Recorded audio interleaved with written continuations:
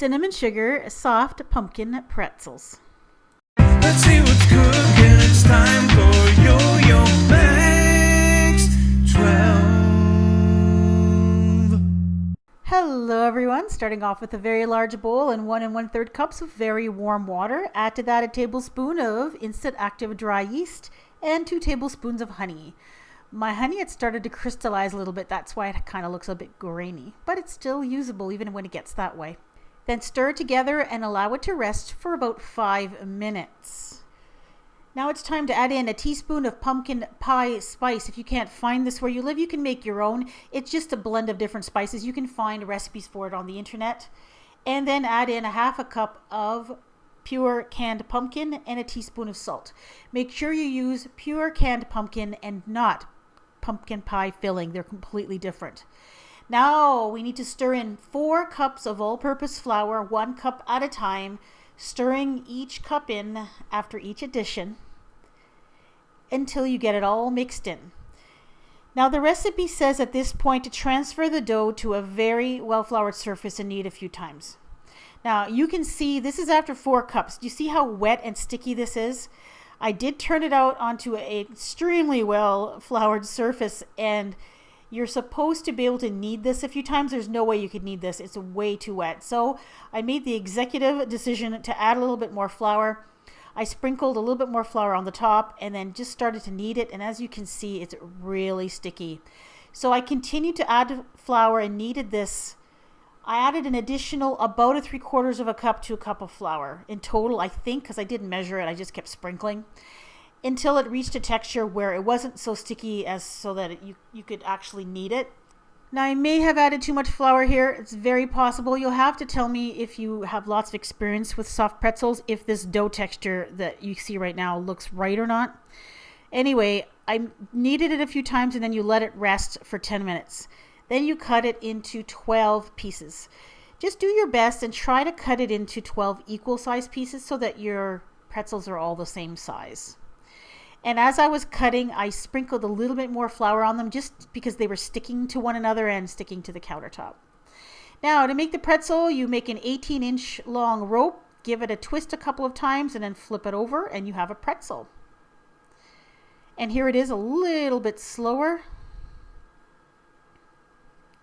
So roll out a rope that's about 18 inches long, make it into a half circle shape, cross the ends and then cross them again, and then flip it over. And then just kind of arrange the pieces and you have a completed pretzel.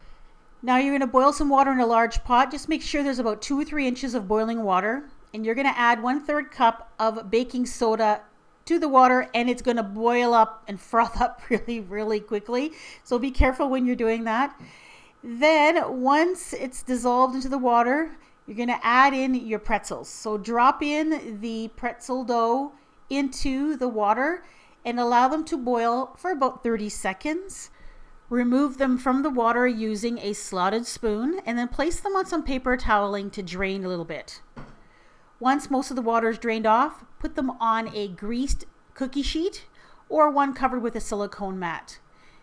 Now, as you can see, you can do more than 1 pretzel at a time in the water, so it doesn't take very long to do all 12 of them.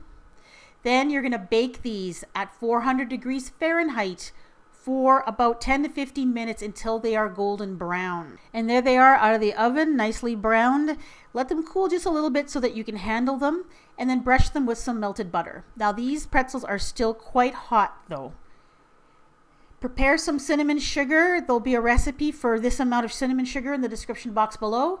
And just drop in the pretzels and just coat the tops of the pretzels with the cinnamon sugar.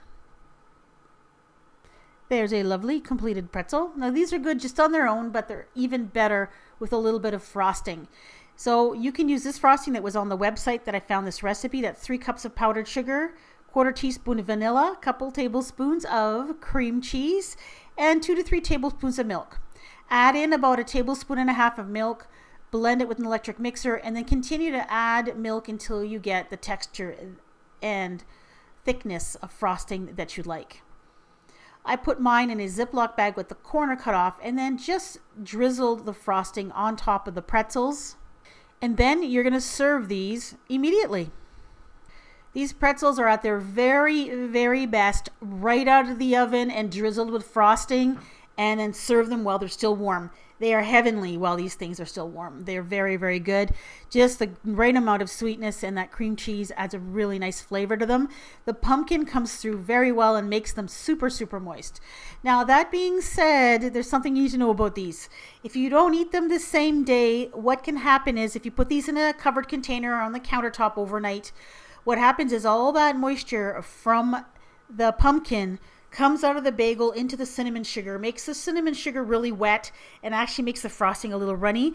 So they still taste good the next day, but the actual nice crispy top texture from the sugar is lost overnight.